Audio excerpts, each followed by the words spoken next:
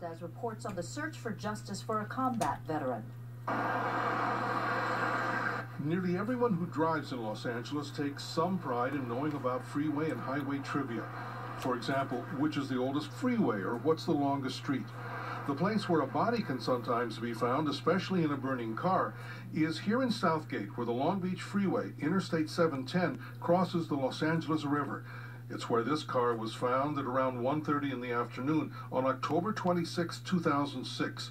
The puddle on the riverbed is from the water firefighters used to smother the flames that were burning in the trunk. And the trunk is where they found the body of Jesse Lyle Aguilar. On his Facebook Remembrance page, there are photos of Jesse and lots of tributes to his service in Iraq. A comment on a page that shows Jesse and his mother reads, "I pray that you will see justice for your handsome son."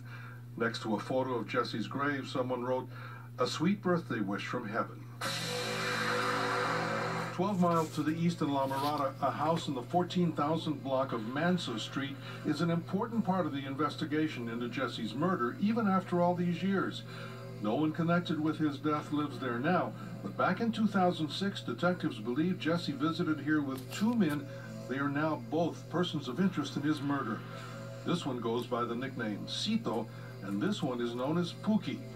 Exactly how Jesse is connected with Cito and Pookie is unclear, but detectives feel confident that when someone watching tonight makes the call that will help them make that connection, they'll have a much better idea of who killed Jesse. He's fought for our country, and this is the least that we can do for him and his family to put closure to his case. It's possible that narcotics were involved, which means Cito and Pookie have enemies.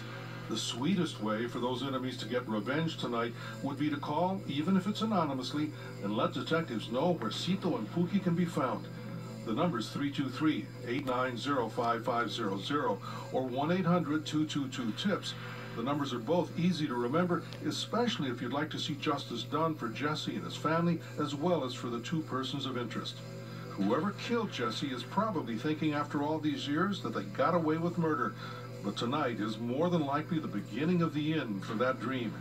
If you know where these two persons of interest can be found, Jesse Aguilar's family would deeply appreciate your help, and Detective Jimenez will be at least 2 steps closer to giving Jesse, who served his country with honor, the justice he earned.